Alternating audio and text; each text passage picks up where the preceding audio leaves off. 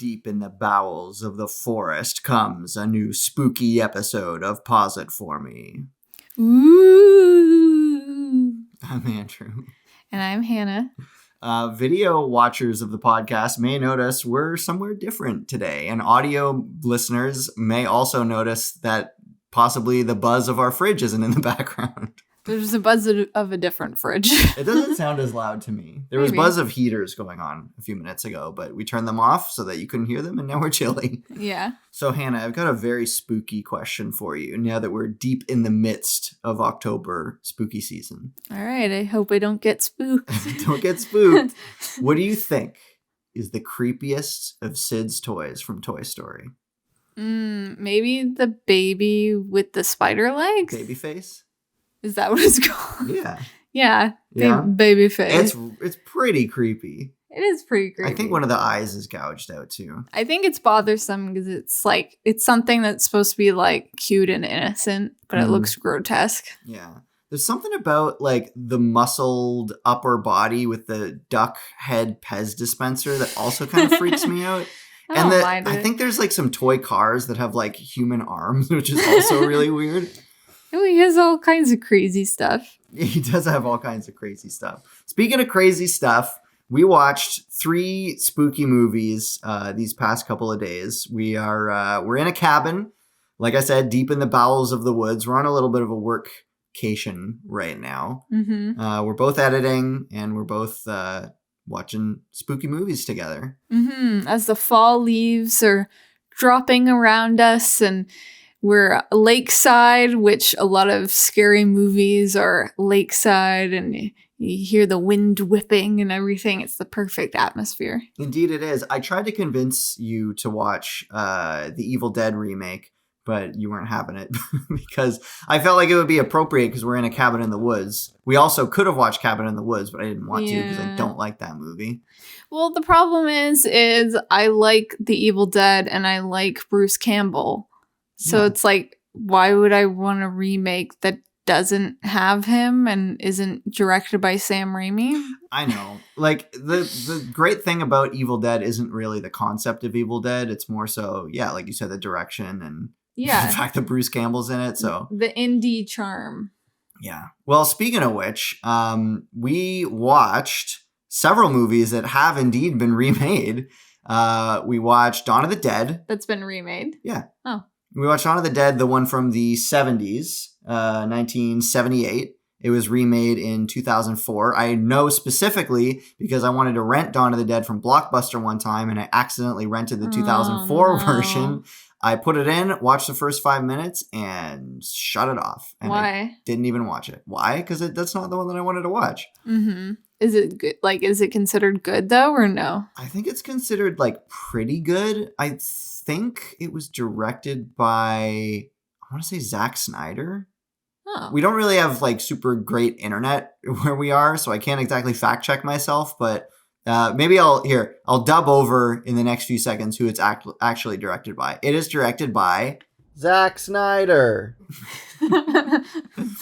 So we watched Dawn of the Dead. We also watched From Dusk Till Dawn, which hasn't been remade in film form, but there is a TV series based on it. Oh, really? Yeah. I don't know anything about it, but yeah.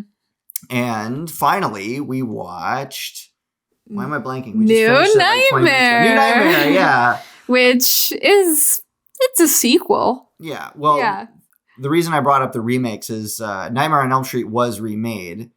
Really? Yeah, like a couple of years ago. Like around the same time that Halloween got remade and Friday the 13th got remade in like the mid-2010s. By like who? I don't know. Someone unremarkable, I guess. Samuel Bayer, the director of the Smells Like Teen Spirit music video. Yeah, because I've never heard of it. Like, how can you... Like, I don't get it. Like, movies like that, they're already great. Like, why remake it? Again, that's the thing, is I think in the Nightmare on Elm Street remake, they took out, like, the comedy aspects of Freddy and just made him, like, sort of burned and creepy, which kind of defeats the whole purpose, don't you think? I think it's the same with Evil Dead, though. Like, a lot of Evil Dead's charm was it's kind of, like, very camp and wacky. And, like, Ash is very wacky.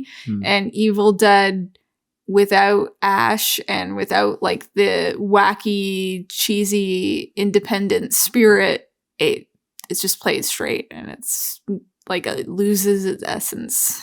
Right. So we do have the Evil Dead remake. Maybe it'll be in the next episode, but probably not. I don't know. So what we did watch, Dawn of the Dead, From Dusk Till Dawn, and New Nightmare. What do you want to talk about first? And I'm going to stop you right there. So our equipment started to go haywire during this episode and started to make a sound like this. Okay, so Dawn of the Dead came out in... So anytime that happens in this episode, I'm just going to have to use the in-camera audio. Sorry about that. Let's go in the order of how we watched it, I would say. Right on. Okay, so Dawn of the Dead came out in 1978, directed by George A. Romero and edited by George A. Romero. Yeah, I saw that. The sequel to Night of the Living Dead from the 60s, which is kind of like the first true zombie movie, or like the first zombie movie with the modern interpretation of zombies. Excellently done. Well, to me, like, I don't know a ton about zombies. I know a lot more about vampires because I studied it in school. Yeah. But I don't really know the origins of zombies. Like, in my mind, George created it. I don't know. Well, George, from my understanding, George A. Romero is definitely the person behind sort of the modern interpretation of zombies. I think that some people even call them like Romero-style zombies. Well, because there's always been an idea of like the dead walking amongst us and like stuff like that. But in some regards, it's like, you know, the dead might walk among us as like a ghost or as like a regular person or as a vampire. But sort of this undead flesh-eating type of zombie, I think, started with him. Perhaps, but I don't know. Yeah, like the slow moving. Yeah. Yeah. Because, I think I Am Legend, like, is an interpretation that you could, like, interpret one way as vampires and interpret another way as zombies, or you could interpret it as something completely different. Well, the book was definitely vampires, but I think they use the word vampires? Yes, I believe so. I studied it in my vampire class. Right. Well, there's a lot of shared DNA, as we'll kind of get into. There is a lot of shared DNA. For sure. But vampires are smarter, generally. Right. So, Dawn of the Dead. According to one Internet Movie Database, the logline is as follows. Following an ever-growing epidemic of zombies that have risen from the dead, 2 Philadelphia SWAT team members, a traffic reporter, and his television executive girlfriend seek refuge in a secluded shopping mall. Boom, bam, bizzity bap, Dawn of the Dead. So I had seen this movie, but not in a long time. Back probably like early to mid high school when I was really sort of doing a self-education on lots of older movies. I watched both Night of the Living Dead and Dawn of the Dead. So it's probably been a good 10 years since I've seen it. But you were seeing it for the first time. So what did you think? We haven't talked about all the 3 movies that we watched. We haven't talked about yet what we thought. So hit me with it. I'll say I enjoyed all 3. Right. Especially compared to what I believe was our last watch, Muhammad Ali. Right. Well, okay. All these movies I enjoyed. Right. Yeah. So the Will Smith movies was before Nightmare Part 2 and 3. So our last watch of movies. Yeah. I'm glad that you came right out and said that, because I wanted to say that too. Like, the last 3 movies that we watched were awesome. I really enjoyed myself. Yeah. It was a good time. And they all had like vaguely similar themes in a way. They had a lot of shared DNA. Shared DNA. Yeah. I was going to say shared personalities, because 2 of the movies had Tom Savini and 2 of the movies had John Saxon. And had Dawn in the title. Well, yeah. But so I don't know if you ended up making the connection on John Saxon in the end. So he showed up. He showed up on screen in From Dusk Till Dawn, and I was like, "Do you recognize that guy?" And you were like, "He looks really familiar, but I don't know what he's from." So did you end up piecing it together?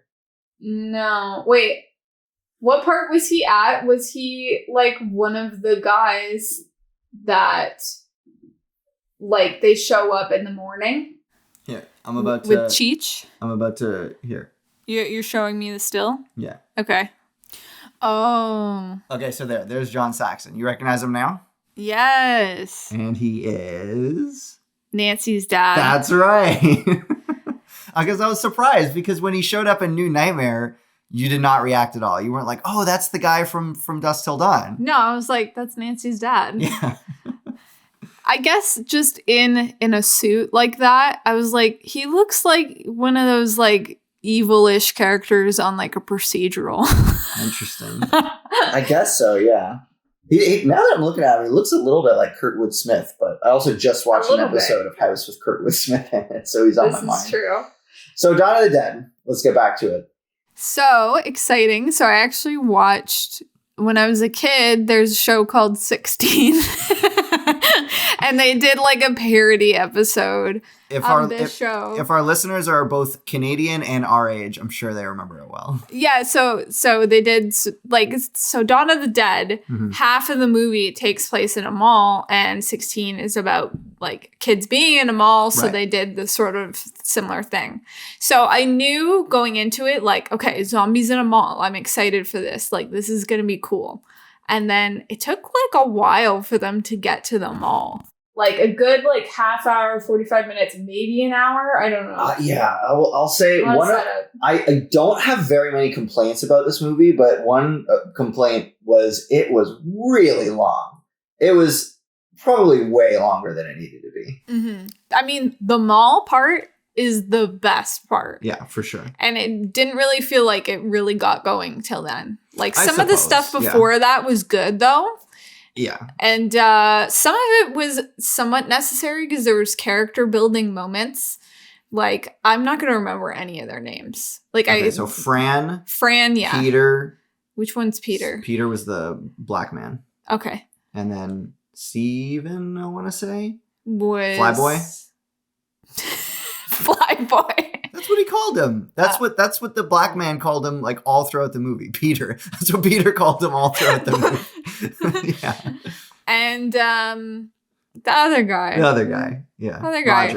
Roger. Okay, so in the beginning, Roger was sort of like the more headstrong one that, you know, didn't really give a second thought to shooting zombies and stuff. And like he saved Peter in the beginning because Peter was sort of hesitating. And then same with Flyboy.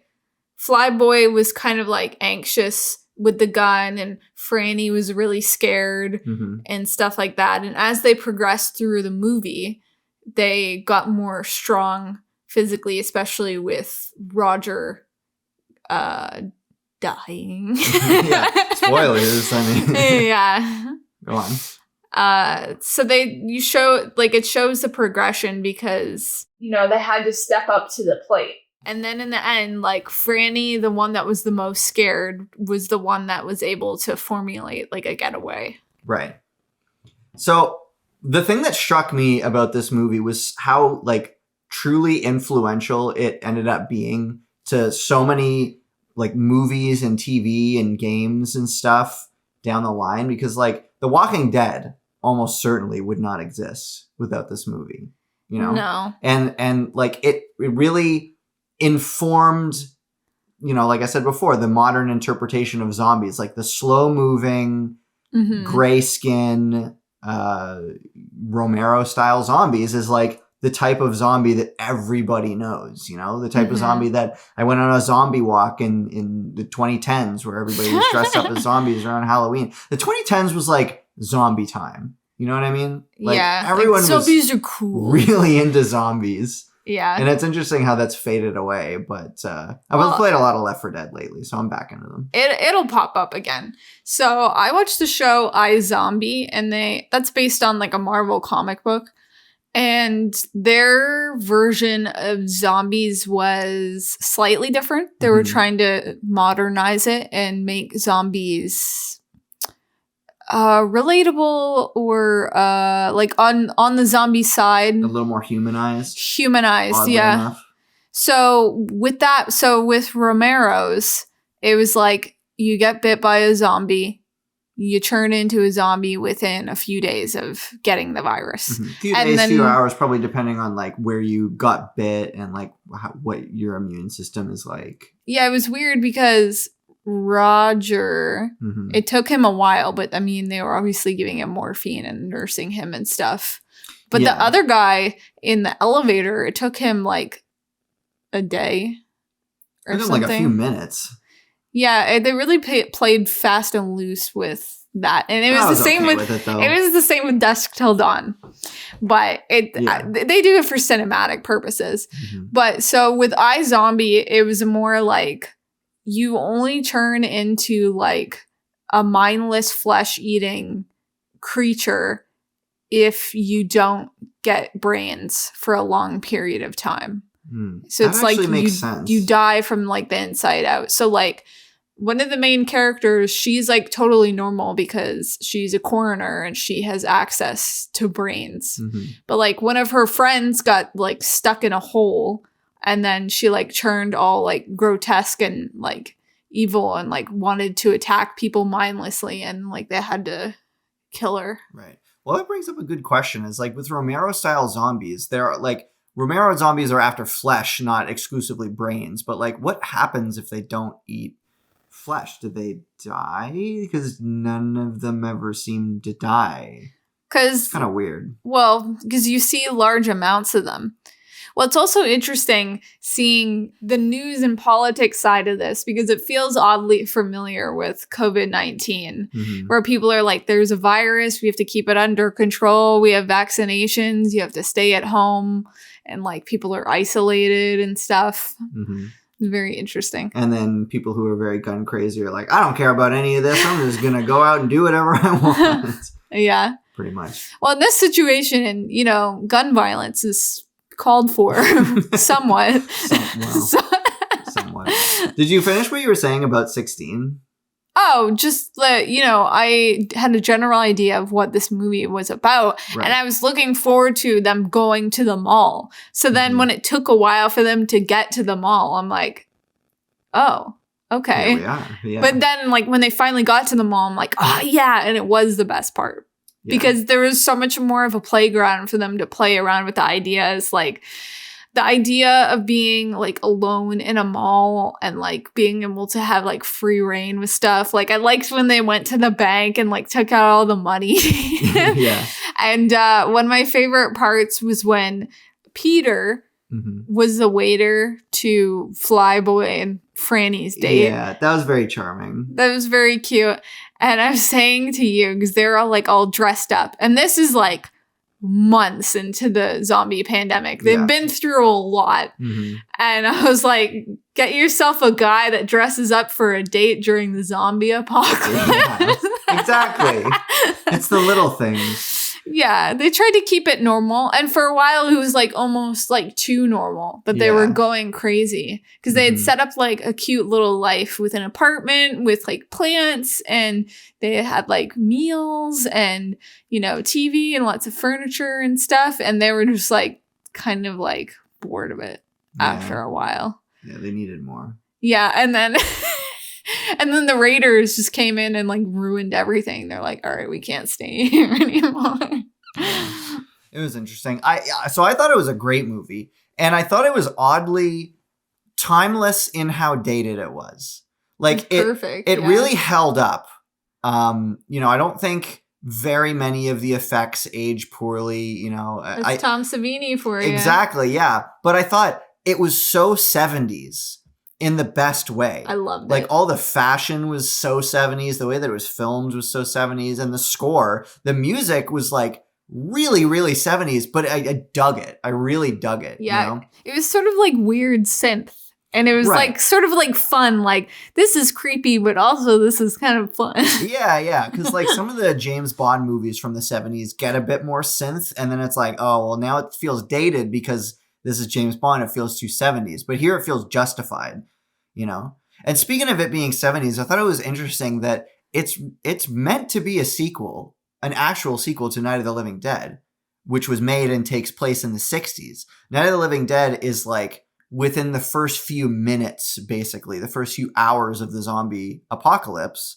And then Dawn of the Dead is maybe like the next 12 hours of the zombie apocalypse. So I think Dawn of the Dead is meant to happen within 24 hours of Night of the Living Dead, except they're in completely different decades, which I thought was really cool, actually. I'd love to see more movies do that, Mm-hmm. where it's like a sequel that was made in a different decade, but it's like pretending that the previous one was made. Like, I feel like the Superman movies kind of did that. You know, like Superman Returns came out in like 2006, 2007, and it's meant to be a sequel to the 70s and 80s Superman movies, but they were made like 30 years apart. It's interesting. Well, we are seeing more reboots now, but they're usually pretty self-aware that like some time has passed. But with something like this, it's pretty loose. Like they follow characters around as they try to survive the zombie apocalypse. So it doesn't really need to connect point A to point B. It's like you get it. To me, it's not like a sequel. It's more like it's a shared universe. I suppose, yeah. Well, I know Romero did more Dead movies. I feel like he does one like every 10 years or so. So he did Night of the Living Dead in the 60s, Dawn of the Dead in the 70s. Then I know he did Day of the Dead, Land of the Dead, and Diary of the Dead. I think Diary of the Dead is like a documentary style. And I have to imagine those were like 80s, 90s, and 2000s. That's fascinating. Maybe we should go on a Romero binge sometime because I've really enjoyed watching his first two. Well, he probably did other films, but I've enjoyed the two of his films that I have seen. Right. He certainly seems really influential in horror in general and in all the things like frightening sort of things, makeup, all that kind of stuff. It sort of started with him, sort of the horror indie scene, because I would imagine, I mean, there were some films like that, but like 68, I would imagine he was a pretty big start of that type of genre. Yeah. So in the same way that you first learned about this kind of concept of like zombies in a mall was through 16, which by the way, the mall is just like the perfect place to set a zombie movie. You know, like I don't know what the Dawn of the Dead remake is like, but why would you even need to make another zombie movie after Dawn of the Dead? Because anywhere that you set it is not going to be as interesting as having set it in a mall. Well, it's also sort of a political references. So it's like consumerism and, you know, how big malls were back then. It was like people are zombies because they're consumers. And you would see like funny shots of them like riding up the escalators and acting normal and like knocking stuff off of shelves and looking in the mirror. And it's like, oh, we're like zombies because we buy stuff and stuff like that. Shaun of the Dead played with that same concept where Sean walks around his neighborhood once and then again once before the zombie apocalypse and once after the zombie apocalypse, and he doesn't notice that anything's different because everybody's just kind of still walking around in the same dazed way that they were before. So yeah, in the same way that you learned about zombies in a mall from 16, I learned about zombies in a mall through the video game Dead Rising, which came out when I was a kid, which is literally a video game. It's like the video game version of Dawn of the Dead, which you could also even say that the video game version of Dawn of the Dead is Left 4 Dead because it's about four seemingly disconnected people banding together to fight through a zombie apocalypse. So it's kind of like if you wanted Dawn of the Dead in two different flavors in video games, you could play Left 4 Dead or Dead Rising. But yeah, Dead Rising, Capcom game where you play as a photographer, actually. Cool. Like a photojournalist, fighting his way through a mall in a zombie apocalypse. And that sounds fun. It's kind of a hard game, but I bet. Yeah, I rented it and I couldn't get very far. You know, it's funny with Romero stuff is with something like Zombie, you know, this is an easy target. Like people have been making fun of it for a long time is when a zombie is in a horde and it's, you know, they're all bunched up against a gate, like in a mall, it is hard to outrun them. But in the beginning, they were like in a field and they're like, oh no, a zombie. And they're just like standing still. And it's like, you're in a field, like run around it. It goes so slow. So that didn't make any sense to me. But like in a mall, it's like you can only run so far because there's so many of them in the mall. Yeah. Well, speaking of which, I think this is a good time for Andy's Trivia Corner. So let me hit you with a couple of these. Filming at the Monroeville Mall took place during the winter of 1977 to 1978, with a 3-week break during the Christmas shopping season. Filming at the mall began around 10 p.m. shortly after the mall closed and finished at 6 a.m. The mall didn't open until 10:30, but at 6, the music came on and no one knew how to turn it off. So, like, I can't even imagine, like, the mall opens at 10:30, they finish filming at 6. Like, would it take them the full 4 hours? Like, it must have, to clean up, like, all the blood and whatever, like, mess they made during filming. Like, you know, like, we've been on, you know, like, low budget or, like, student film sets before, or just, like, documentary film sets, whatever. It takes a long time to clean stuff up for small stuff like that. But for, you know, like a big fight scene. Or whatever. Yeah, like, for something like this, like, I can't imagine with all those extras walking around how they got the mall back into ship shape every single night. They probably did. To be used the next morning. Like, that's crazy. Well, they said they had to stop filming at 6, but it didn't open until 10:30. So, yeah, maybe they, in those 4 hours, were able to get it under control. Man, that's crazy. That's like... Sounds so fun, though. That's like a third of, you know, if they spend 8 hours filming and then 4 hours cleaning up, that's a third of their time there just resetting back. And it says in other trivia that they didn't film during the Christmas season because it would have taken too long and cost too much money to take all the Christmas decorations down and then put them all back up. That makes sense. Yeah. And then bridging off of what you're saying about zombies being super slow, as we saw, the only zombies in the movie that move quickly and not slowly are the two kid zombies who are actually Tom Savini's niece and nephew. Cute. I thought that was really weird. It's like every other zombie, because it's usually adults, is slow. But it's like, why? But, like, I guess kids have more energy? What I said was adults have more meat to move around. Yeah, that's really funny. Yeah, pretty much. Mm-hmm. Another piece of trivia. So, like I said, this movie, I think, cemented the popular look of zombies having sort of gray, decayed skin. Pretty effective for the white zombies. Not quite as effective for the black zombies. No, they just look like they were blue. Well, that's exactly what this piece of trivia says. Tom Savini chose the gray color for the zombie skin since Night of the Living Dead was in black and white, and the zombie skin tone was not depicted. He later said it was a mistake because many of them ended up looking quite blue on film. That's true. Yeah. But it's so iconic funny. now. Yeah. Well, it's you know, again, it's campy. Like, Yeah. You're not expecting it to be, like, exactly right. Like, all the blood splatter was, like, so red. It's like, blood splatter doesn't look that red. It's more dark. Yeah. Well, this is what I like about certain, like, the horror movies that we watch and that we enjoy, is that they're easy to not take seriously. Mm-hmm. Horror movies that take themselves too seriously and are trying to be too realistic, I just find yuck. It's unappealing. Well, it's not fun. Like, something like this is like, this is a lot of fun. Yeah. It's like obviously not real. We're just, you know, having a laugh. Mm-hmm. Whereas, yeah. So the only scene that I found gross was there was a guy in a sombrero on like a heart monitor machine at the mall. Yeah. And a bunch of blood zombies, pressure machine. Yeah. Yeah, a bunch of zombies started like tearing him apart and eating him. I was like, bleh. But all the other stuff, I was like, this is fine. It's still campy, yeah. I really loved the scene where they like jumped in the car and then Roger was like shooting at zombies out of the back of the car. I thought that was a really great action sequence. Yeah.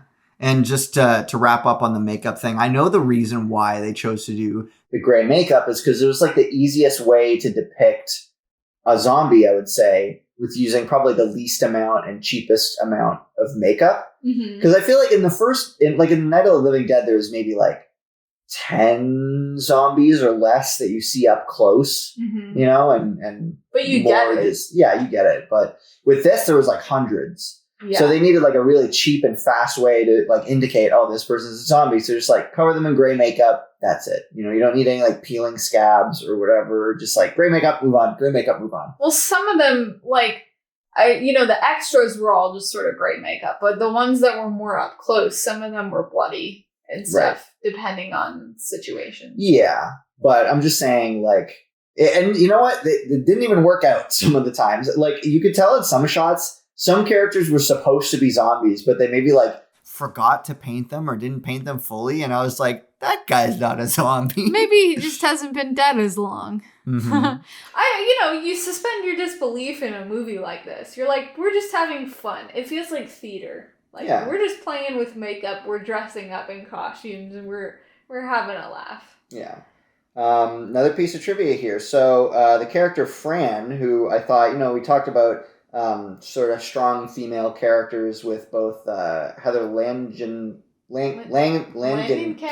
I said Langenkamp in the last episode, but watching New Nightmare, it appeared that her name is Langenkamp. Well, we'll be talking about her, in right. a bit. So Fran in this movie, Galen Ross refused to scream during the film. She felt that Fran was a strong female character, and if she screamed, her strength would be lost. She told this to George A. Romero once when he told her to scream, and he never asked her again. Interesting. I don't know if I totally agree with that. Really? Because I think as a woman, I think what makes it strong is being able to be afraid and have emotion and be able to be strong despite being scared. Right. What Heather Langenkamp brings to the table is she is scared, but she sticks up for herself and tries to make it through anyways. Yeah, I heard a nice quote one time that, bravery isn't not being scared. It's being scared but pushing forward anyway. Mm-hmm. It's being able to face adversity. Right, totally. Another piece of trivia here. So we talked about how there were hundreds of extras in the movie. Now you got to imagine with that many extras, how much of the budget was devoted to paying those extras. Well, I can tell you, extras who appeared in this film were reportedly given $1 in cash, a donut, and a Dawn of the Dead t-shirt. Honestly, worth it. Yeah, why not? That'd be so fun. And I do it for free. I would, it was basically for free. Yeah. But just the fun. Donut, can't put the price on that. Just the fun of being on set and being able to be like, I was in that movie, and pointing at yourself at the screen. Oh, it'd be so great. Yeah. And I just love all the zombies in 70s outfits. It was great. I thought it was so funny to watch Tom Savini kick zombies with his bootcut jeans and stuff. Just really got a kick out of that. Yeah. So if I had to voice a few complaints, I would say I thought it had a good sense of macro storytelling, but not a good sense of micro storytelling. I agree with that. So in general, it's okay, yeah, we get it. They're escaping from the zombies. They're hiding out in a mall. They're getting food. They're getting ammo. Okay, that all makes sense. But anytime there was a scene where they seemed to come up with some sort of plan and then they were enacting the plan, I felt like we kept turning to each other being like, do you know what they're doing? I don't know what they're doing. And they were driving around the trucks and I was like, what are they doing with the trucks? They're getting the trucks from point A to point B. Are they going to trick the zombies into going into the back of the truck? Yeah, they get them out of the mall. Yeah. Because I don't know, maybe they said what they were going to do, but some of the dialogue wasn't super crisp and clear. We've also watched all three of these movies on laptop speakers. Okay. Well, it was decently loud. As far as laptop speakers go, they're quite good laptop speakers. It's a new computer. Yeah. Yeah. But they're still laptop speakers. Yes. So anytime something like that happened, I never really got the sense of exactly what they were doing and what they were planning. It was like they made the plan to do something off screen and then they enacted it. And then it's not until 20, 30 minutes later where I was like, oh, they're using the trucks to block the entrances. Mm-hmm. Oh, okay. Well, the thing is I think that they probably explained it on screen, but you and I both have attention problems where if they're just sitting down mumbling, we're just kind of glazed over. And then we snap out of it and we're like, oh, something's happening.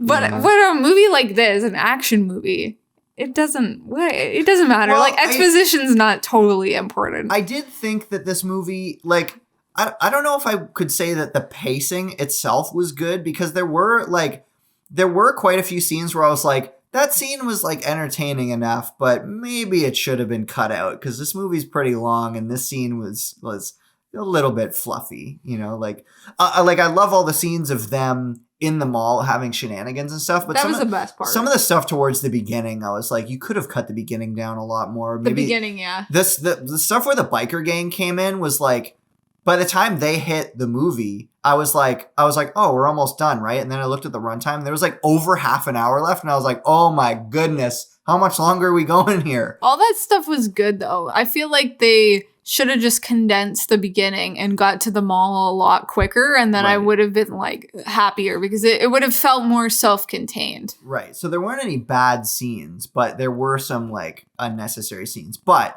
what I will say, even if the pacing wasn't good, I thought it was still really engaging. It was a fun time. Like, I did want to keep watching, you know? Yeah. And every single time one of the main characters got bit by a zombie, there was that heart drop moment where I was like, oh no. Oh no, he's going to be a zombie. Yeah, and that was true. Yeah. That was true of both this movie and From Dusk Till Dawn. I would say. Which we'll get to soon. Yeah. Yeah, I agree with you about micro. So like scene to scene, not every scene was great, but overall I was enjoying the experience and I would rewatch the movie again because Heck yeah. large parts of it are great. So it makes the minor parts of it that aren't so great fine. Yeah. Well, I know there was like an Italian recut of the film that, I don't know, maybe I'm assuming it cut stuff out. I can't imagine that it would add much, but the James Rolfe talks about this in his Chronologically Confused video, that there's like an Italian recut of the film that was just called Zombie, as Zombi, no E at the end, I think. And then they made a bunch of sequels to that had nothing to do with Dawn of the Dead. And speaking of which, I remember Dawn of the Dead. That sounded very Nardwuar the way that I said that. I remember Dawn of the Dead. I remember Dawn of the Dead having like an animated intro where like there's like a grid and then like the zombie's head is like the sunrise or something. Isn't that the cover? Yeah, that's the cover, but I remember that being like animated. I thought that was the opening titles. You know, it was weird because like I remember Night of the Living Dead having like a decent title, but maybe I'm totally wrong. But when it Night of the Living Dead is also public domain, so there might be many different versions of title cards. Interesting. Yeah. Well, so I think it was just like Fran walking around. Yeah, it was a really boring title card. And then like it came up, Dawn of the Dead. I'm like, wow, okay, that's it. That's how they're doing it. How about that? Like a scary movie, they're not like putting any oomph on it. They're just like, yep, this is the movie. We're in the newsroom. Yeah. And when the movie started, I actually had sort of like a heart drop feeling where I was like, the quality of the movie was really bad in the first scene. And there was like a buzz in the background. I know they're in a TV studio, but it wasn't apparent if that buzz was like diegetic or if it was from like faulty audio gear. But the movie started and I was like, oh crap, is this going to be like much more low budget than I remember and it's not going to hold up? But then as soon as we got to the mall, I was like, nah, this movie's awesome. Yeah, it definitely was. And that's why I'm excited to see more Romero movies. And this is why I really like sort of classic horror because it's more camp. Yeah. And they're doing a lot more like silly, interesting things with makeup and stories and ghouls. Like I don't want necessarily like a psychological thing. I mean, I'm sure there's some good ones out there, but Sure. you know, it's more like, ooh, the boogeyman is gonna get you. It's like, well, the boogeyman doesn't exist. So it's like, you're fine. You're not spooked. Yeah. What would you rate it out of 10 out of 5, however you want to rate it? Yeah, so there was parts of it that were like, meh, like maybe a little boring or just like not that interesting. But overall, it was a fun time. So I'm going to give it a 4 out of 5. Yeah, I would give it a solid 8 out of 10 as well. I think it's definitely worth it. And there's some funny quips in this movie. I think it has the capacity to be a movie that I watch every Halloween season. Maybe. Put some thought into it. I don't know. It's one of those movies that if someone is into the classic horror genre and they haven't seen it, I'd be like, oh, you gotta watch that. Yeah. Like, so I would definitely recommend it. I would consider it like the definitive zombie movie. I Do you have don't a better know. one? I think Night of the Living Dead is a good starting point. I don't Sure. know. I think they're both good in their own way. They're very similar. Okay, fair enough. This is the kind of movie where it's like maybe if we had like teenage kids, I'd be like, ooh, you know, you want to watch a scary movie, we should watch this one. It's cool or whatever. Yeah. I don't know if I would really call it that scary. Well, no, it's not. Well, except for that one scene where they're eating the guy's organs. That was It was a little that was gross. It wasn't scary. There's some suspenseful parts, but you know, that's just what made it fun. Mm-hmm. So, bridging off of this Tom Savini joint was another Tom Savini joint from Dusk Till Dawn, which I was really excited to watch. Again, I haven't seen this in maybe 10 years. And I was excited to show it to you because you're really into vampires. And so, interesting thing about that is you seem to know ahead of time that it was about vampires. Yeah. Even though it's like, it's not obvious and it doesn't happen until halfway through. It's actually like a really weird big reveal. It is, yeah. And that's why I was grilling you on previous episodes where you were like, I feel like it's about vampires. And I was like, where are you getting this from? Who did you hear this from? Who told you? You know what? It's probably like, I probably watched like a James Rolfe thing with you. And like they said that it was vampires. Maybe. So then I'm like, oh, vampires. Because it was weird because I was expecting it for so long. And then it like, I know, it doesn't happen until like a good halfway through the film. Yeah. It was kind of like a Parasite turn where it was like, oh, okay, this is like a different movie now. I wouldn't be surprised if it was like the exact halfway point. And Yeah. can I tell you something? Mm-hmm. So I was really interested in what would be your like outward response when the movie finally like flicked the switch and it was vampire time. So I hit record on an audio app on my phone during that part of the movie. Yeah. Okay. Do you remember what exactly you said when that happened? I have no clue. You were completely silent. You didn't say anything.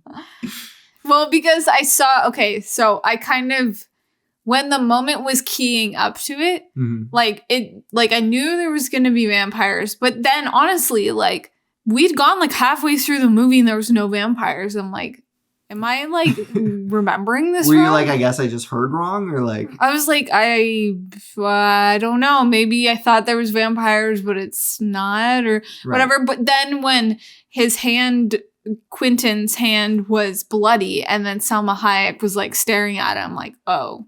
She's gonna suck his blood, and then it kicked up. So for the viewers out there, here's a little intro to From Dusk Till Dawn. It's directed by Robert Rodriguez. Woo! Written by and co-starring Quentin Tarantino. Yeah, that's which I obvious. think was so funny because it's starring Quentin Tarantino and George Clooney. I just think it's the whole idea of nerdy Quentin Tarantino starring in a movie standing next to like charming George Clooney really tickles me for some reason. And they're supposed to be brothers. Yeah. That's so weird. So, yeah, directed by Robert Rodriguez, released in 1996. Good year. It is, yeah. And the log line is, ahem. 2 criminals and their hostages unknowingly seek temporary refuge in a truck stop populated by vampires, with chaotic results. So, I am thinking / really hoping that you loved it. I loved it. Yeah, I'm so happy. It was almost exactly what I wanted. Mm-hmm. It wasn't fully what I expected. Like I said, like I found it bizarre that it didn't happen until halfway, but I think they were trying to really like sneak up on the audience with it. But it was funny. It felt kind of like if Pulp Fiction was horror. Interesting. Well, John Travolta was approached to star in the George Clooney role, and he said no because he wanted to focus on starring in Pulp Fiction. Interesting. Yeah. I think George Clooney was perfect in it. And he was great, yeah. I wish he did more like jaded, hard-edged characters. Because usually he plays sort of a lovable leading man guy. And I really love seeing him as this like creepy criminal. I would say it's definitely So like good. one of his more underrated roles. Like, I mean, I haven't seen George Clooney in very many things, but this might be my favorite George Clooney role. I don't know. Yeah. Wait, he was Fantastic Mr. Fox, right? He was. He Right. was so good in that. But again, it was like it's just like Charming, a lovable yeah, I know. leading man character. So I found it really awesome to see him play like such a rude character. He's so good as it. Yeah. Quentin Tarantino's character gave me strong Dwight vibes. He did. Well, it was just like sort of like a nerdy psycho. Yeah. I mean, he was definitely a psycho. Yeah. But I mean, you could tell it was written by him for that one specific moment where We all know the moment. we all know the moment where it's like, I don't think anyone else would have written this. No, like he wrote it, and he probably like manipulated it, like, oh, I've been auditioning people for the Richie role, and I mean, I don't think they're any good. Like, I could just play the role. Like, I could just do it. Like specifically that he could be in that scene with Salma Hayek. I have no doubt. It's okay, and here's my gripe with that.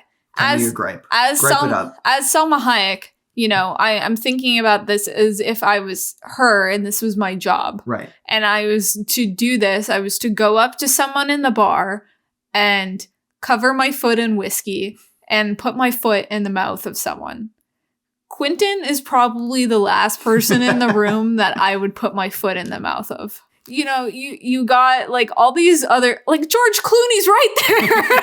like, and even Danny Trejo or, Tom Savini or like any of them. Yeah. Julianne Lewis. Sorry, Quentin Tarantino, but you're kind of gross. Yeah, like I didn't get it. Yeah. Well, speaking of that, I'll jump into my trivia here. So Salma Hayek has a real fear of snakes and had always refused to be near them. Naturally, when she read the script, she knew her phobia would prevent her from taking the part. Robert Rodriguez conned her into thinking that Madonna was ready to nab the part instead. So Salma Hayek spent 2 months with therapists to overcome her fear of snakes. Interesting. To do the role. Well, she was good in the role. That's how bad she wanted to pour whiskey down her leg and put her foot into Quentin Tarantino's mouth. I don't know. That's so weird to me. Like, it's, I'm not going to yuck anyone's yum. It's fine, if he likes that, but like, he doesn't, I find it weird that he ropes other people into this. I don't know. I just find it creepy. Yeah.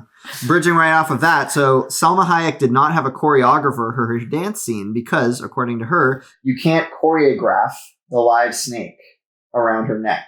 So director Robert Rodriguez just told her to feel the music and dance to it. Rodriguez used the same tactic with Jessica Alba in Sin City, which I have not seen.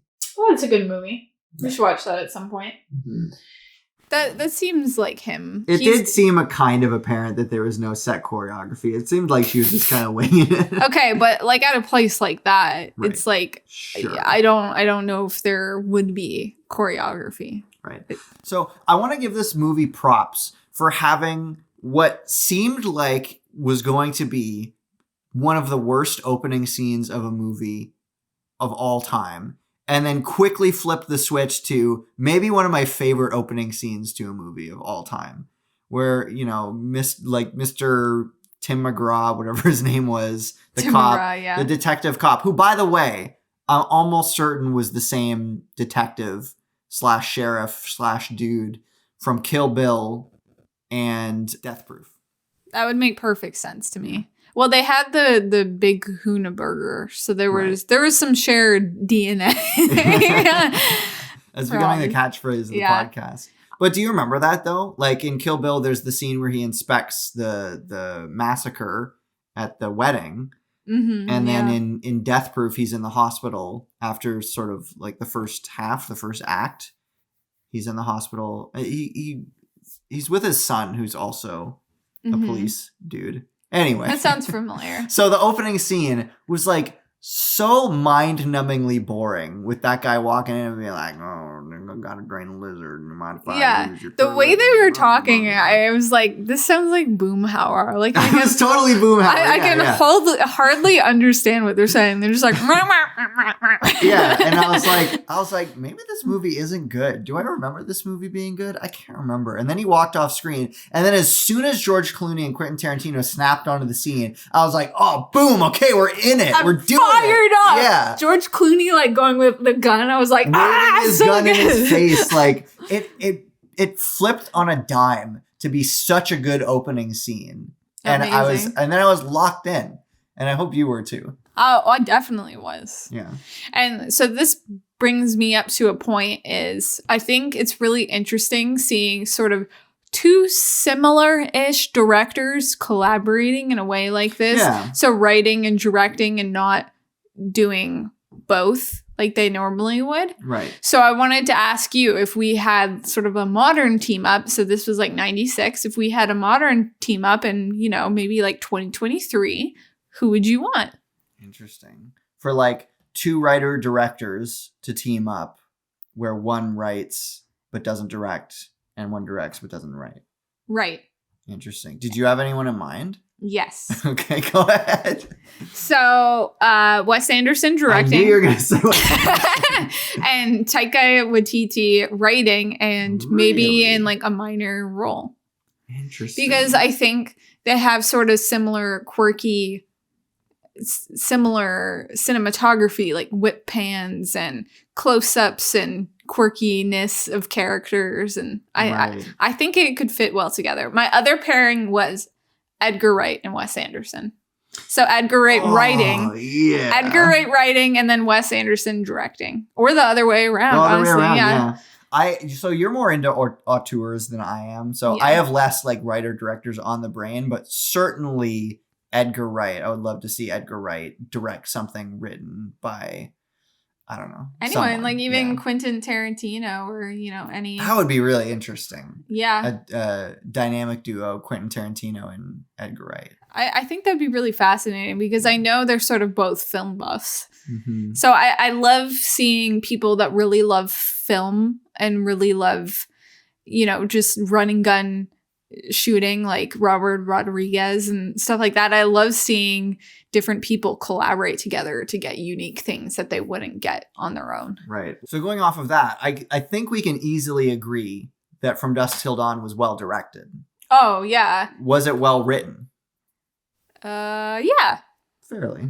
I think it was. They were going for something different. Mm-hmm.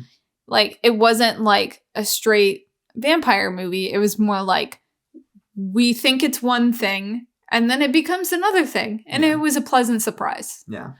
I would actually, I would be interested to see, like, I know this kind of goes against the whole point, but I would be interested to see what the second half of the movie would look like if it had continued the logical next step of the plot of the first half of the movie instead of going to the truck stop with the vampires. It probably would have been really boring, actually. Probably would have been like, they meet up, they get the money, and we're done. Well, you know, that's why it's a movie. You Yeah. know, it's there's a turn, there's something interesting, and you know, that's when all the action ramped up. Forget I said anything. I'm not a writer. I don't know what I'm talking Well, about. maybe it'd be like Breaking Bad or Yeah. something like that, because I think George Clooney's character was, you know, going off with Cheech's gang. Cheech number 3. Yeah. Yeah. So Who was also in Spy Kids. You know that, right? Yeah. So yeah, I turned to you at the very beginning with George Clooney, and I was like, is this why he was in Spy Kids? And you're like, I completely forgot he was in Spy Kids. Yeah. Well, yeah, he had a black bar on his eyes. Can't even recognize him. Yeah, and Completely disappeared into the role. and Danny Trejo was also in Spy Kids. Yeah, Danny Trejo played the real uncle and Cheech played the fake uncle. Yeah. Yeah. Excellent. I love that. I think we need So to watch cool. Spy Kids. I think we do. Number 1 and number 3, probably not number 2. Just the scenes with Steve Buscemi. Mm. Well, you know, it's like a Jurassic Park ripoff. Yeah, kind of. So, I mean, could compare and contrast. I don't know. Anyway, From Dusk Till Dawn. Yeah. Any other emerging thoughts? Should we get to a rating?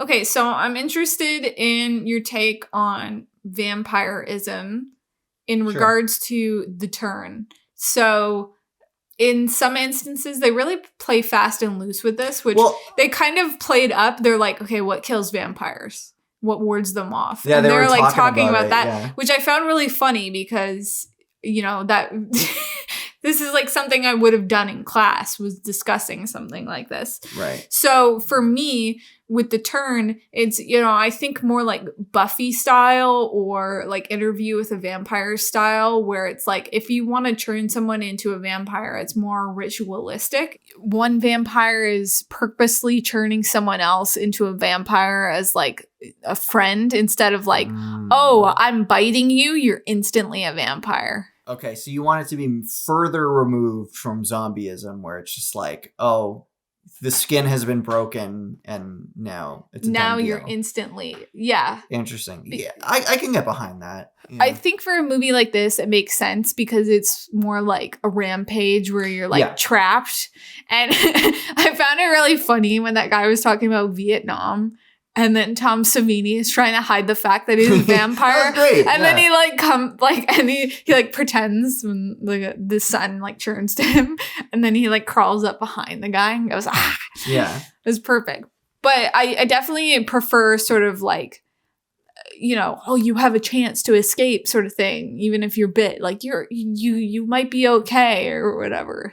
Interesting. Well, one thing that I did like with them playing super fast and loose was all the different interpretations visually of vampires.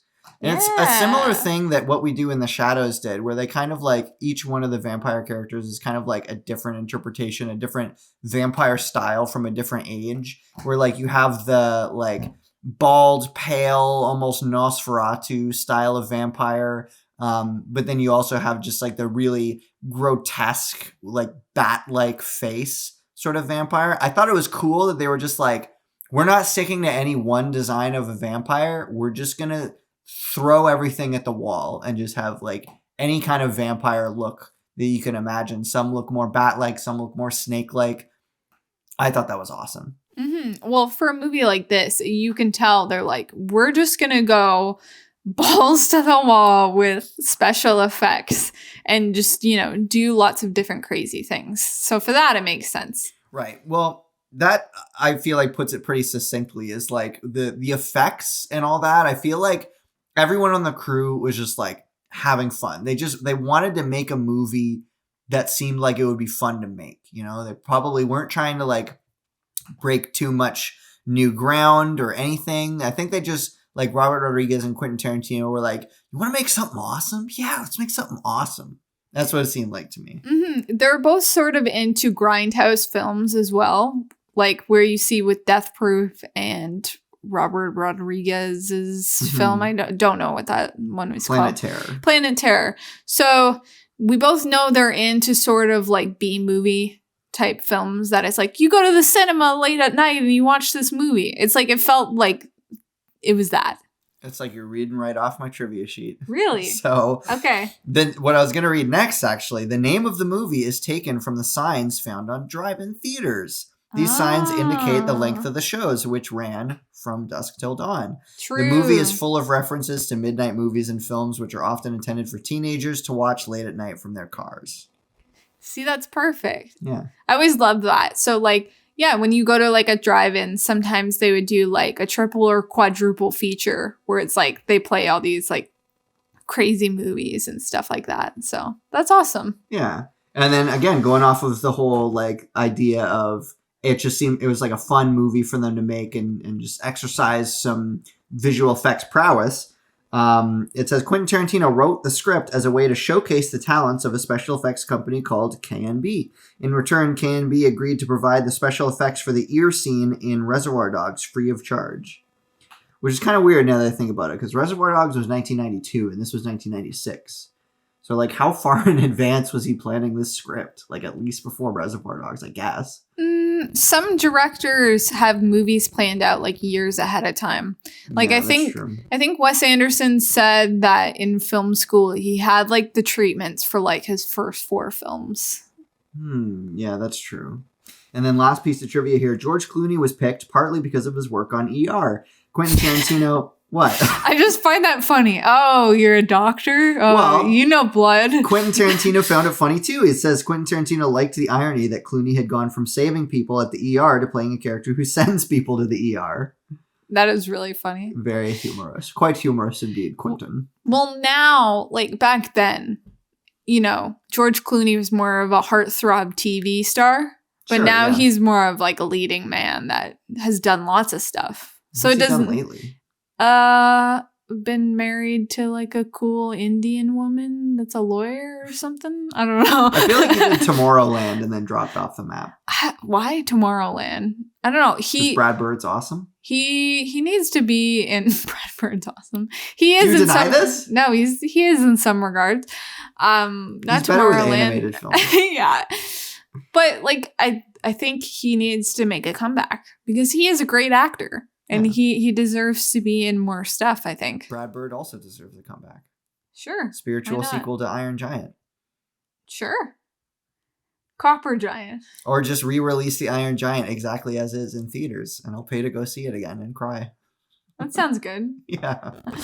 So, rating? Delicious rating. It was really fun. I really enjoyed it. I'm going to give it 4 out of 5. Yeah, me too. I feel like I'm jumping way ahead, but I feel like this is probably going to be my rating for all 3 movies is 8 out of 10. Yeah, me too. So But speaking of which, that's not always the case.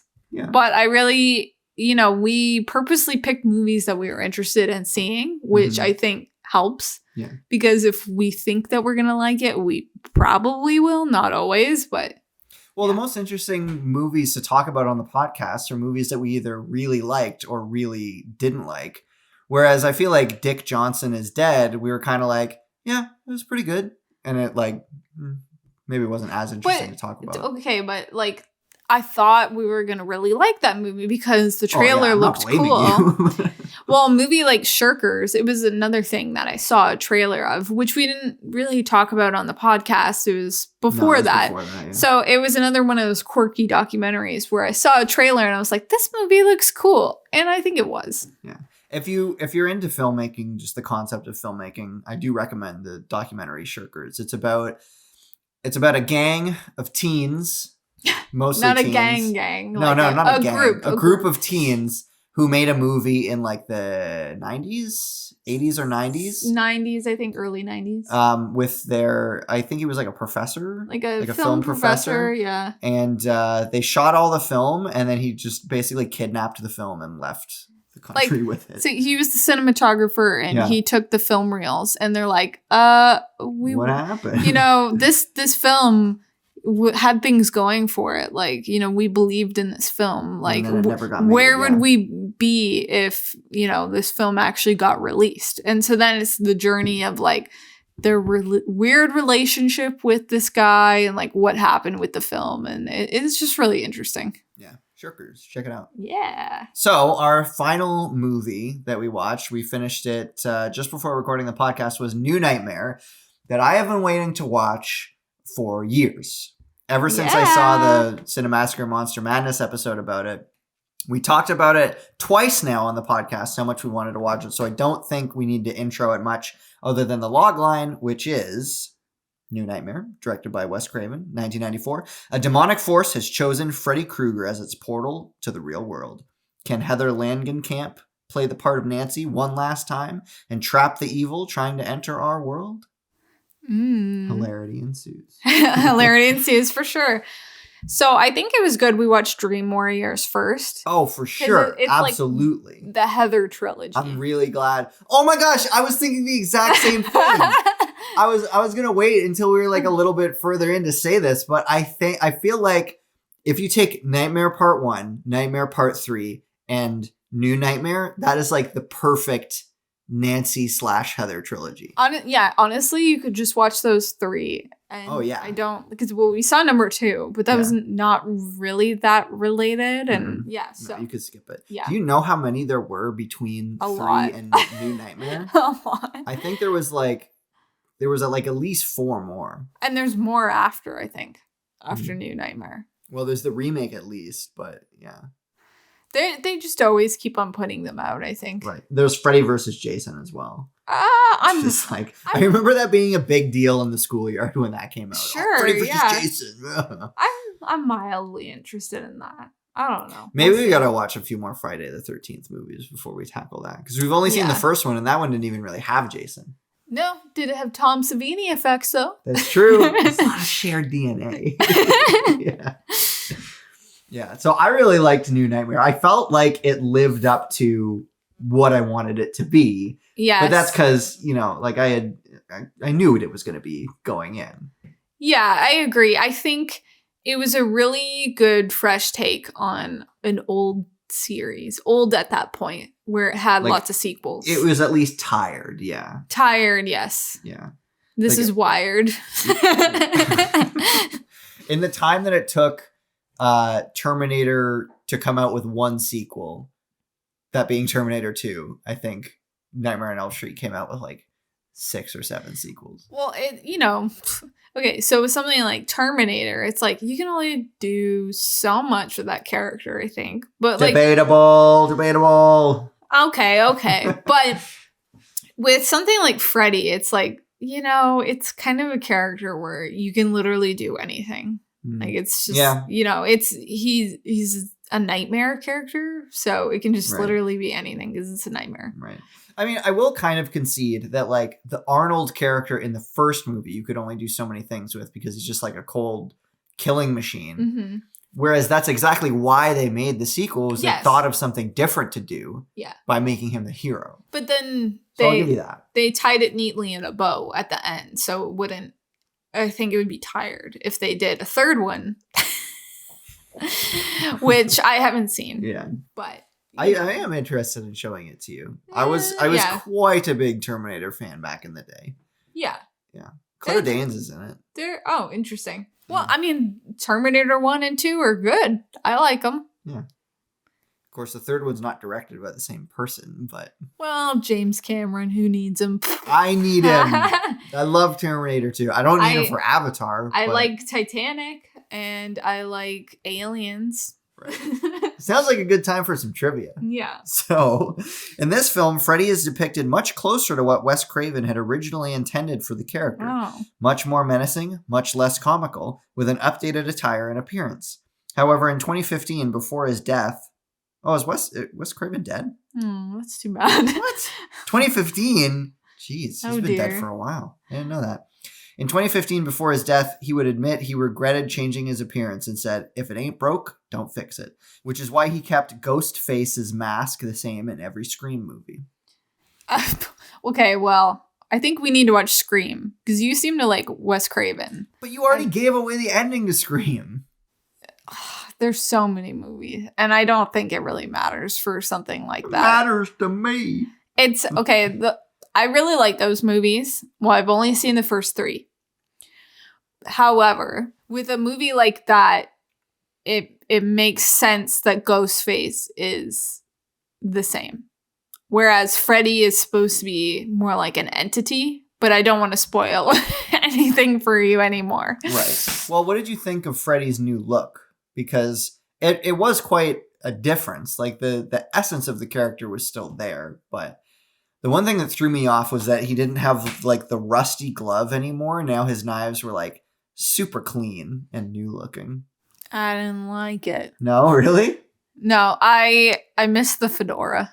Yeah, he still had the fedora. It was just green, not brown. And he didn't wear it as often. He didn't wear it in the final big sequence. Right. He had like a big head. And I was like... He did have a big head. To me, like it felt less scary somehow.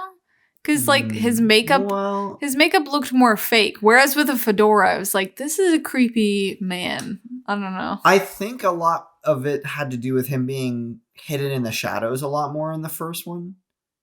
Possibly. If you watch that movie again, I think you'll see that he's like in shadows most of the movie, whereas like he was pretty lit up in New Nightmare. Well, I think it was like they were trying to give like an edge of mystery in the first one, where it's like after that, it's like, you know what he looks like. Yeah.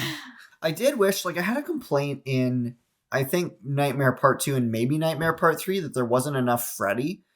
But now that I'm watching this one, I'm I'm kind of changing my opinion where I think if you use Freddy too much, then he starts to lose his power. Yeah. Like the shark in Jaws, right? Like if you see the shark every 5 minutes, then it's not scary anymore. Or Hannibal Lecter. Yeah, it's when you go like half an hour without seeing it and then suddenly it pops up and it's like, whoa! I agree. I was okay with like, we didn't really see Freddy in full force until like more than halfway through the movie. And I was okay with that. That's fine. Especially because I imagine the sequels that happen in between 3 and New Nightmare probably had Freddy in like every single scene. I'm betting. Well, again, they were trying to do something different where it was like more like trying to make it more realistic somewhat, at least at first. Yeah. With Heather and like sort of pretending it's real life. And her kid was kind of creepy, honestly. Really? I mean, I concede that he was creepy, but I also thought he was kind of cute. Oh, he was cute. He gave me like the actor from Santa Claus vibes. Yeah, interesting. I was like, are they brothers? That's true. I was thinking of the kid from Sleepless in Seattle, who I know is a different kid, but he was actually, we've seen this kid in something else. Really? What? He was in Pet Sematary, which we haven't seen. Oh. But that's another like horror movie. Ooh, I'm interested in getting into Stephen King stuff. So we'll talk about that. Fair enough, yeah. But he was also in Kindergarten Cop. Oh. Was he like the kid? What? I'm trying to remember. Like the Arnold It's been a while since we saw that movie. Arnold Schwarzenegger like has a crush on like a mom or something, and is he like the kid's mom or something? I guess we're just gonna have to throw it on and watch it again. Yeah. I don't remember exactly what kid he was, but I knew that he looked really familiar, so I looked him up. His name is Miko Hughes. Right. Interesting name. Yeah. So, a little bit more trivia for you. So, the events in this film revolve around Heather Langenkamp having a stalker. In real life, she did have a stalker, and Wes Craven got her permission to weave it into the story. Well, I feel bad for her. Yeah.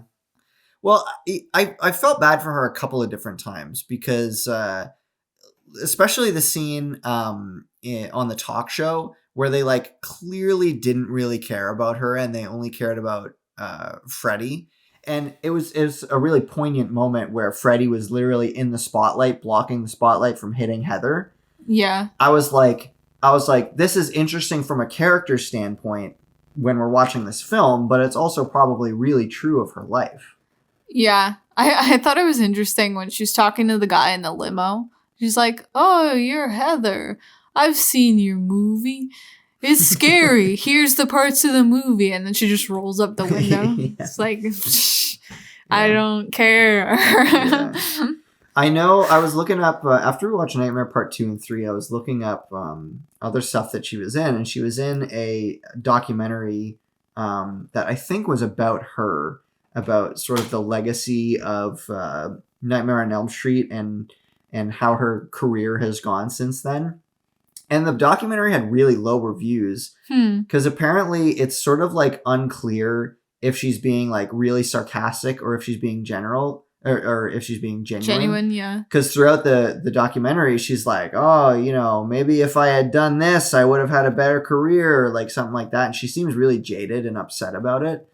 And that just threw into perspective a lot of the stuff that happened in this movie of her feeling like that was the only part of her career that anybody ever cared about. Whereas it seemed like she just wanted to move on.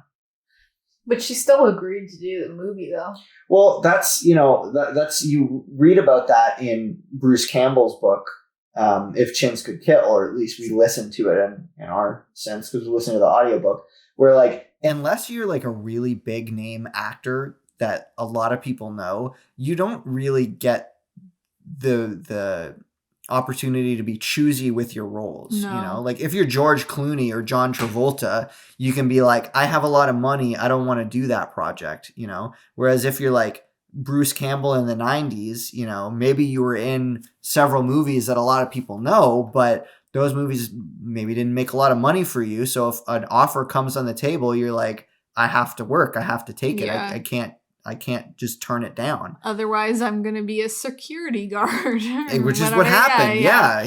Bruce Campbell after making Evil Dead 1 and 2, which were like some of the best horror movies ever made, worked as a security guard in a beer factory because he just like couldn't get roles. I mean, I can feel for that because, acting is like a freelance thing. It's, once you're done the job, there's no guarantee of another one. Yeah. So that's why I think Heather, both in the movie and Heather in real life, agreed to another Nightmare movie, is because, like, she probably felt like she had to.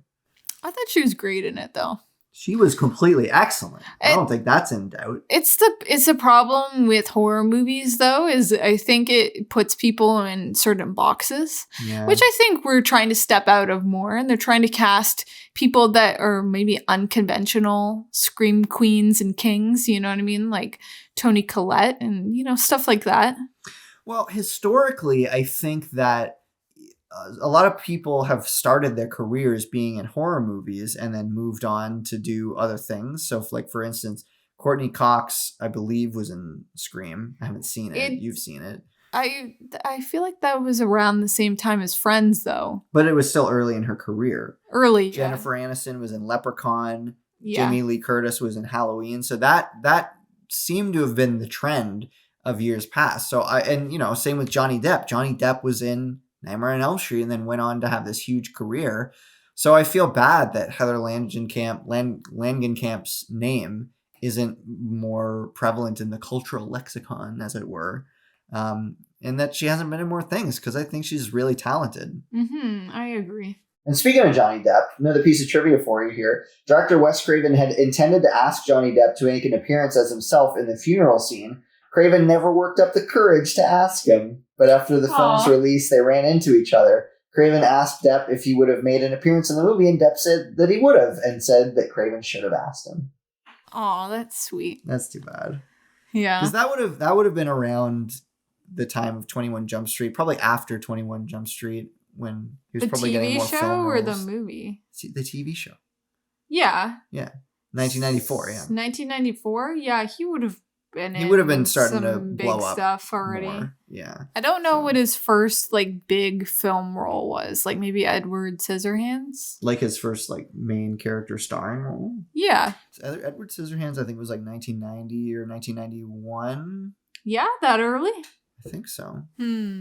Yeah, with Winona. Winona was pretty big in the 90s, or the late 80s, rather. Yeah.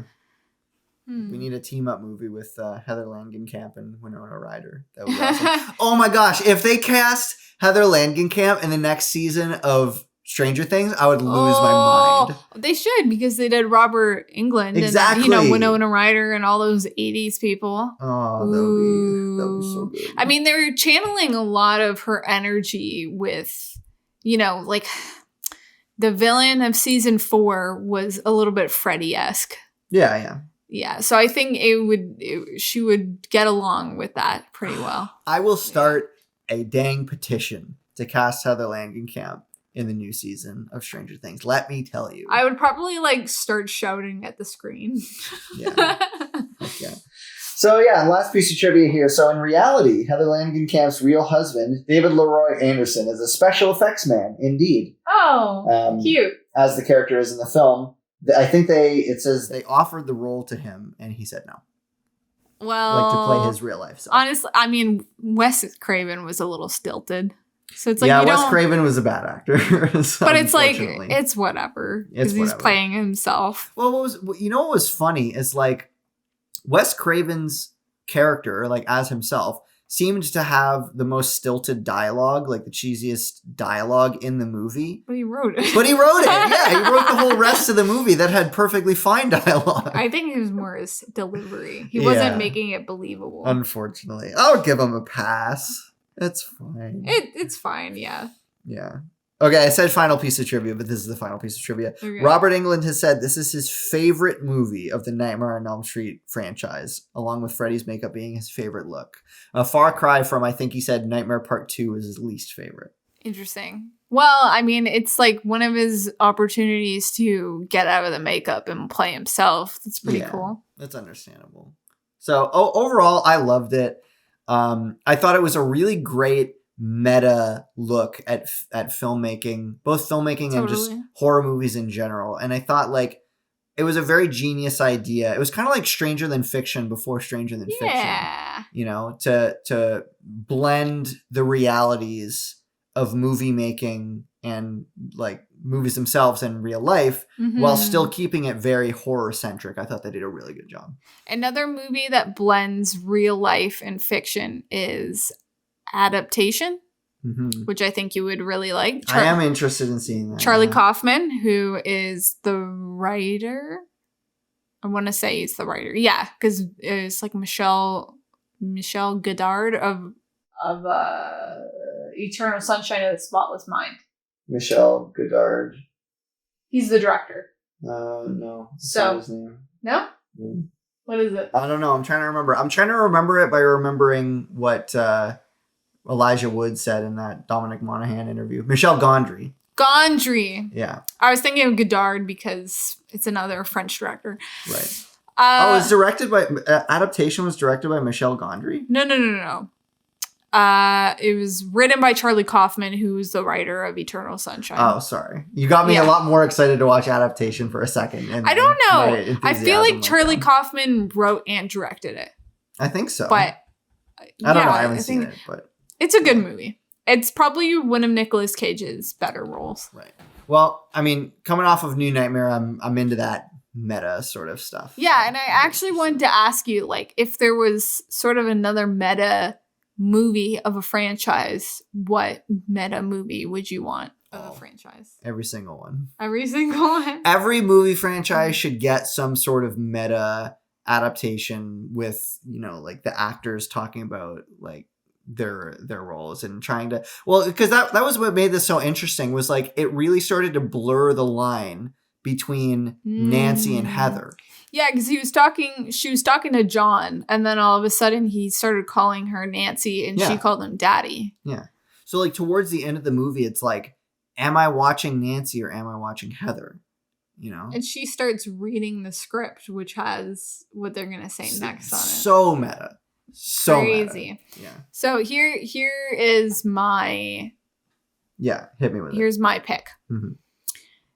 Daniel Radcliffe, Harry Potter. Heck yeah. So it blurs the lines where he's like, oh, I'm done playing Harry Potter. Like, I don't want to be remembered for just for that. Like, I'm an indie darling. I love doing lots of kooky stuff.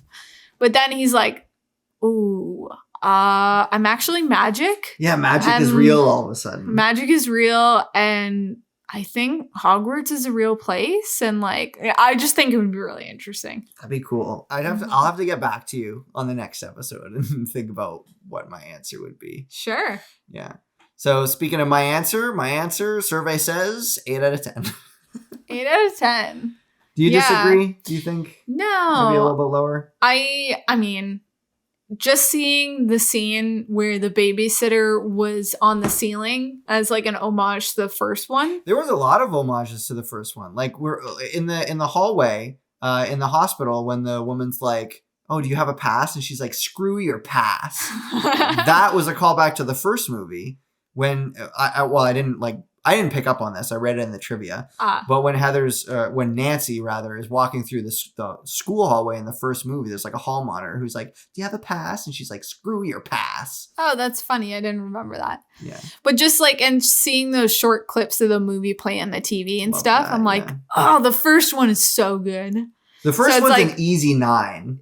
Yeah. So to me, I'm like, it was a good movie. But it just reminded me of how much I like the first one. See, that's fair. Yeah. I understand that. So, but I still, I enjoyed it. Like, I think I'm going to give it an 8. Awesome. Yeah. I'll mark you down for an 8. But I didn't like the Jason look as much. Jason we talked about that. Wasn't in this movie. Oh. Freddy. Fred Krueger. Fred Krueger. Cougar. Yeah, Cougar. Mellencamp. You've been watching a lot of Cougar Town lately. You know what? It's fun. Hey, if I'm allowed to watch House, Courtney you're allowed Cox. to watch Cougar Town. Don't yuck my yum. I'm not. You love Courtney Cox from Friends. Well, I wouldn't go that far. But well, you find her funny and I love you. And you love Scrubs, which is I do love Scrubs, yeah. which is the same creator. Yeah, Bill Lawrence. So, I mean, I'm not saying it's the best show, but it is a great comfort show. I am saying that House is the best show. It's the best procedural. What? Veronica Mars. Veronica Mars isn't a well. Yes, it is. I guess it is. And yeah. I do love Psych. That's another great procedural. We got to get to watching Psych one of these days. I mean, we watched most of the pilot, but it's really long. It's so good, though. There's so many great episodes. I want to watch it. Like, I like those actors. Yeah. Mm-hmm. It's so fun. It's like, it's like a fun detective story where it's still silly. Right. All right, fair enough. Yeah. So there's a lot of great things we got to watch. We're talking about what we're going to watch next, I think, after spooky season. I think we're planning to watch a couple more spooky films. Yeah. But after that. One thing that we've been struggling with, or at least I've been struggling with, is timing our episodes properly for October. Because, it takes like at least a day or like a couple of days to edit and post an episode. And so if we plan to post an episode, like our next episode is going to go out on Halloween, but we're going to end up recording it like a week before Halloween. And if that's the case, then we don't want to like stop ourselves from watching more spooky movies like on Halloween. So I think what might end up happening is we might just watch like maybe the Nightmare on Elm Street sequels and just not really have podcast episodes about them. Like maybe we'll just kind of mention offhand, but like we don't want to fill up the podcast feed with like all Nightmare on Elm Street content. There's certain movies that I'm still interested in seeing. And, there's 2 good cinema houses that play interesting films in our city. Mm-hmm. And I would be interested to see some movies on the screen. So I'm not going to rule out seeing movies just because we can't talk about it. Oh, yeah. Well, but that's the thing is like since we started the podcast, I don't think there's been any movies that we've watched that we haven't talked about on the podcast. Okay, so I've watched some movies without you that we haven't talked about. Well, that doesn't count. I guess not, but they were interesting movies and it would be cool to talk about them. But, that didn't stop me from watching them, so. Yeah. Well, fair enough, yeah. So as far as actual podcast content, again, we're in a cabin in the woods right now. We don't really have internet. We only have what we brought with us. And so we're looking at watching next maybe the original Frankenstein. Mm-hmm. Well, original, loose term, but like the one from the 30s with Boris Karloff. One of the sort of universal classic horror genre. Exactly, yeah. Which I have seen, but again, not in a long time. Not since I was like in high school. And I don't remember it that well. And then bridging off of that, I'm interested in watching Monster Squad, which I don't think you know much about. I don't think you had heard of it until I mentioned it. It seems like something that's sort of like comic book-esque. It wouldn't surprise me if it was a comic book where I watched a movie sort of in a similar vein where it was like literary characters. It was like The Extraordinary League of Gentlemen where it had like Dr. Jekyll, Mr. Hyde, Dorian Gray. That's what that movie's about? That's what I remember it being about. Where they just like do stuff. I don't remember a lot. But it's kind of like that, where it's like all these characters are teaming up for some reason. Well, the way that I explained it to you, which again, I haven't seen Monster Squad, so maybe I'm talking out of my butt. But the way that I explained it to you was it seems like Stranger Things, but instead of D&D monsters, it's Universal monsters. So it's like, it's not about, so like the Munsters, for example. You know the Munsters? Yes, I do. It's like a family of monsters. The monsters are the main characters. Not with Monster Squad. Monster Squad is like the kids are the main characters and they're fighting the monsters. Oh, that's cool. Yeah. That's why I said it's like Stranger Things, where it's like, well, because it's from the 80s as well. Cool. And the kids are like... I love an 80s movie. Yeah. The kids are like preteens, I think. And I think it's like, oh, Dracula and the Wolfman have showed up and we got to take them down or something. I know there's a famous line that one of the kids say where, well, I won't spoil it for you, but in the next episode I'll mention. Well, it sounds fun, so I hope it lives up to some of the hype. Right. Well, Yeah. well, that's why I wanted to watch it, is because you were saying you like campy, more campy, don't take it so seriously Yeah. kind of horror. And I don't think it's like a scary movie, but it definitely has to do with like Halloween spooky vibes and monsters. And I generally gravitate towards older movies as well, like 60s, 70s, 80s kind of thing. So yeah. So I'm excited for it as a movie that I haven't seen. And then the last one that we have on the docket, we have with us 28 Days Later, but we don't know, like maybe we'll watch it, but I don't know. Well, it's a zombie movie. But Yeah. I am interested in the movie that we discussed, Shadow of a Vampire, Right. because it's sort of in line with the classic horror film, because Totally, it's yeah. based on, or it's like about the making of Nosferatu, which is Right. like one of the first horror films. Yeah. It's the making of Nosferatu, but it's a fictionalized account Yeah. where the actor who plays the vampire is an actual vampire. Hilarious. And it's played by Willem Dafoe, right? Yeah, yeah. Which I love him. Love Willem Dafoe. Yeah. As a Wes Anderson fan, I know you love Dafoe. Yeah. For For sure. sure. So I'm looking forward to all three of those. I would say there's like a 90% chance that the next episode is going to be those three movies. Monster Squad, Shadow of the Vampire, and Frankenstein. But we'll see. You never know what the Yeah. future holds. Maybe we'll throw on the DVD copy of Borat that's in this cottage for some reason. That's certainly possible. Or maybe we'll just watch 8 episodes of House. I mean, we'll probably watch 8 episodes of House Yeah. anyway. This is true. Thanks so much for joining us. Talk to you guys in the next one. Bye-bye.